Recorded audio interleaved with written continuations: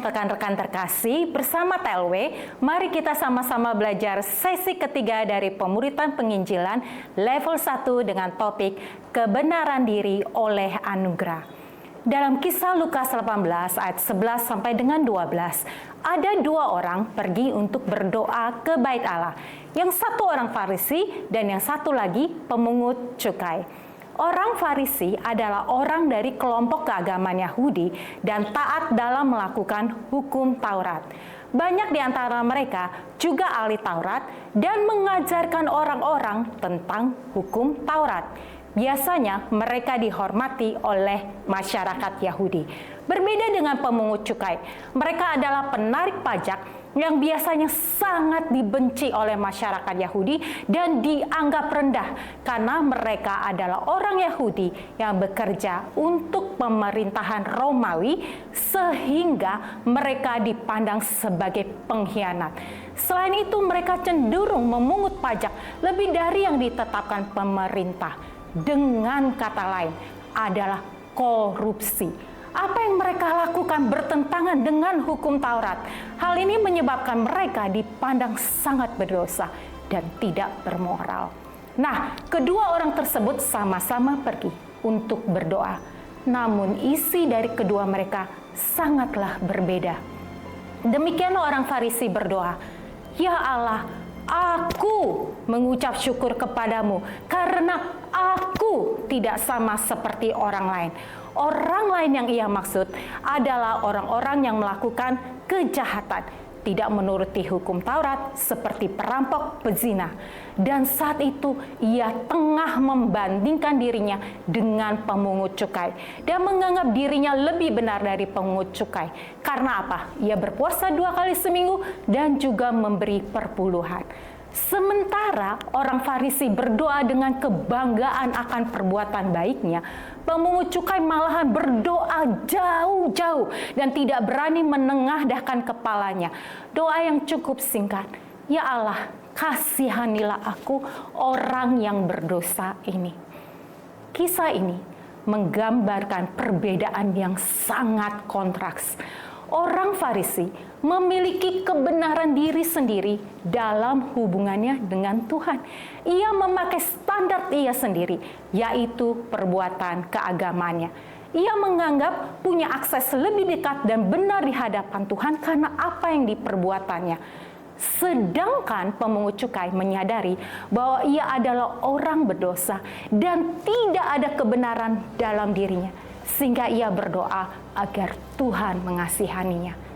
Sekalipun orang Farisi itu suka memberi dan berpuasa, namun Yesus mengatakan bahwa yang dibenarkan Allah adalah pemungut cukai, bukan orang Farisi tersebut. Perbuatan memberi dan berpuasa yang sekalipun baik, namun tidak dapat membenarkan orang tersebut. Sedangkan pemungut cukai yang dengan segala pelanggarannya malah dibenarkan. Roma 3:23 mengatakan bahwa semua orang telah berdosa, atau tepatnya berdosa, have sinned, dan telah kehilangan kemuliaan Allah. Jadi tidak ada satupun manusia di muka ini setelah kejatuhan Adam dan Hawa yang tidak berdosa. Bukan perbuatan-perbuatan dosa yang membuat manusia menjadi berdosa, tetapi manusia dalam statusnya sebagai pendosa inilah yang membuat ia tidak benar. Jadi perbuatan-perbuatan benar yang dilakukan juga tidak dapat membenarkan manusia. Mengapa demikian? Karena untuk dapat dibenarkan oleh Allah, manusia perlu dapat memenuhi hukum Taurat. Ada 613 hukum Taurat yang biasa kita kenal adalah ke-10 perintah Allah. Cukup banyak bukan? Jangankan menuruti 613 hukum Taurat, memenuhi ke-10 perintah Allah saja, manusia kerap gagal. Membenci saudara saja atau kesal dengan seseorang, kita sudah dianggap membunuh. 1 Yohanes 3 ayat 15. Juga setiap orang yang memandang perempuan dan menginginkannya sudah dianggap berzina. Matius 5 ayat 28. Jika kita telah berhasil melakukan 9 hukum Taurat, namun satu saja kita gagal, maka seluruh perbuatan benar yang dilakukan dianggap gagal. Begitu juga dengan orang Farisi tersebut yang memberi perpuluhan dan berpuasa. Namun ketika ia meninggikan dirinya, ia sudah gagal memenuhi hukum Taurat. Roma 3:20 mengatakan bahwa tidak seorang pun yang dapat dibenarkan di hadapan Allah oleh karena melakukan hukum Taurat. Karena justru oleh hukum Taurat orang mengenal dosa. Lalu pertanyaannya, mengapa diberikan hukum Taurat jika orang jadi mengenal dosa? Galatia 3:19 menjelaskan bahwa hukum Taurat ditambahkan karena ada pelanggaran-pelanggaran sampai datang keturunan yang dimaksud oleh janji itu. Setelah Adam dan Hawa jatuh dalam dosa, rohnya mengalami keterpisahan dengan roh Allah.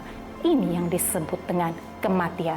Hal ini juga menyebabkan perubahan dari nature manusia itu sendiri. Dari yang serupa dengan Allah, kini menjadi pendosa. Begitu juga dengan kecenderungan manusia adalah berbuat dosa tanpa seorang pun yang perlu mengajarkan cara berbuat dosa. Misalnya hewan anjing. Tidak ada seorang pun yang mengajar anjing untuk menggonggong. Namun karena itu nature-nya, ia akan menggonggong dengan sendirinya. Anak kecil dapat berbohong tanpa perlu belajar bagaimana berbohong. Apalagi kalau mereka melakukan kesalahan, mereka takut dan langsung berusaha menyembunyikan kesalahan mereka. Manusia di perjanjian lama ini melakukan apa yang dianggap benar menurut pandangan mereka sendiri. Sehingga perbuatan dosa semakin merajalela. Mulai dari pembunuhan saudara, Kain membunuh Habel, kekerasan di zaman Nuh, sampai diperlukan baterah Nuh menyelamatkan Nuh dan keluarganya dari orang-orang yang sudah penuh kejahatan. Ada juga kisah Sodom dan Gomora, di mana orang menyembah berhala, termasuk di dalamnya homoseksualitas, serta kisah Menara Babel, di mana manusia memberontak dalam kesombongan, serta banyak lagi pelanggaran lainnya. Jika kekerasan ini terus berlanjut, maka bisa-bisa janji bahwa kedatangan Yesus sebagai manusia di bumi untuk menghapus dosa manusia tidak dapat tergenapi, sehingga tidak ada satupun yang dapat diselamatkan. Ini mengerikan. Mari kita kembali lagi ke Galatia 3:19. Hukum Taurat perlu ada, supaya jangan merajalela pelanggaran-pelanggaran ini sampai datang Yesus. Dengan demikian kita dapat melihat bahwa setelah Yesus datang dan menghapus dosa kita lewat penebusannya di kayu salib, kita tidak lagi berada di bawah hukum Taurat. Yesuslah yang menggenapi hukum Taurat. Tidak ada satu manusia pun yang sanggup menggenapinya. Sehingga tidak ada manusia yang bisa berdiri di hadapan Allah oleh karena kebenaran dirinya sendiri. Roma 10:4. Sebab Kristus adalah kegenapan hukum Taurat, sehingga kebenaran diperoleh tiap-tiap orang percaya. Jadi, kebenaran yang kita peroleh karena Yesus yang telah menggenapinya. Hukum Taurat memperlihatkan kepada kita betapa tidak berdayanya kita. Dengan segala usaha kita mendekati Allah, baik dengan berbuat benar yang sering ditunjukkan lewat perbuatan keagamaan, juga tidak dapat membuat kita menjadi orang benar sehingga kita dapat menyelamatkan diri sendiri. Galatia 3:24. Jadi, hukum Taurat adalah penuntun bagi kita sampai Kristus datang, supaya kita dibenarkan karena iman. Hukum Taurat menyadarkan bahwa kita membutuhkan juru selamat. Jadi apa yang diperbuat Yesus, yaitu penebusan di kayu salib lainnya, membuat kita dapat dibenarkan. Tidak ada campur tangan perbuatan kita sama sekali, sehingga kita bisa hidup sebagai orang benar. Karena itu dapat dikatakan kebenaran diri yang kita terima bukan dari diri kita sendiri, melainkan kebenaran diri oleh anugerah Anugerah adalah pemberian yang kita terima bukan karena kita pantas atau layak, tapi karena pemberian Allah. Kita terima dengan iman ketika kita mengakui dengan mulut, percaya dalam hati bahwa Yesus adalah Tuhan, kita diselamatkan, kita dibenarkan. Mari kita kembali kepada kisah orang Farisi dan pemungut cukai. Sekarang kita mulai dapat memahami mengapa yang dibenarkan dan disebut orang benar adalah pemungut cukai, meskipun perbuatannya tidak dapat membenarkannya, karena semua adalah anugerah. Mari kita semua yang percaya kepada Yesus, ketika ditanya, apakah kita orang benar, dapat penuh dengan keyakinan, keberanian, penuh ucapan syukur mengatakan, ya, saya adalah orang benar, dengan sepenuhnya menyadari bukan karena kita telah berbuat benar, namun karena anugerah kebenaran Yesus. Bukankah ada sukacita yang besar ketika kita mengetahui betapa besar kasih Allah sampai Ia memperhatikan kita. Ia tahu kita tidak sanggup memenuhi standar kesempurnaan. Kita seharusnya lah yang dihukum oleh karena kita telah berdosa. Namun malahan Yesus yang dihukum di kayu salib dan dianggap tidak benar, sehingga kita bisa hidup sebagai orang benar. Hiduplah sebagai orang yang telah dibenarkan Tuhan. Kita berdoa, memberi, beribadah bukan supaya menjadi lebih benar, tapi karena kita telah menjadi orang benar. Orang benar berjalan dalam kebenaran. Orang yang dibenarkan ini bukanlah melakukan segala sesuatu karena beban, tetapi orang benar senang berdoa, merenungkan firman, senang memberi karena ia tahu status ia sudah berubah dan ia hidup dalam ucapan syukur ini. Jika sampai melakukan kesalahan, kita orang yang dibenarkan Tuhan ini tidak berubah status lagi menjadi pendosa. Kita tetap orang benar. Sebagaimana perbuatan baik tidak membuat kita menjadi benar, demikian juga kesalahan tidak membuat kita menjadi balik lagi, menjadi pendosa setelah kita menjadi orang percaya. Ini bukan berarti kita dibenarkan untuk berbuat kesalahan, namun justru dengan memahami karena kita menerima kebenaran oleh anugerah, maka kita dijauhkan dari dakwaan, perasaan tertuduh, membuat kita malahan yang menjauh dari Allah. Dengan memahami kebenaran oleh anugerah ini, kita menyadari bahwa kita perlu terus-menerus merenungkan firman Tuhan untuk merubah pola pikir kita. Selain itu, dengan memahami kebenaran yang kita terima oleh anugerah, dapat menjaga hati kita untuk tidak bermegah atas perbuatan baik yang kita lakukan. Contohnya, jika kita suka memberi, kita jadi tidak menganggap diri kita lebih baik dari orang lain yang jarang memberi. Ini menghindari diri kita dari menghakimi orang lain juga. Sungguh luar biasa dampak dari kebenaran diri oleh anugerah ini.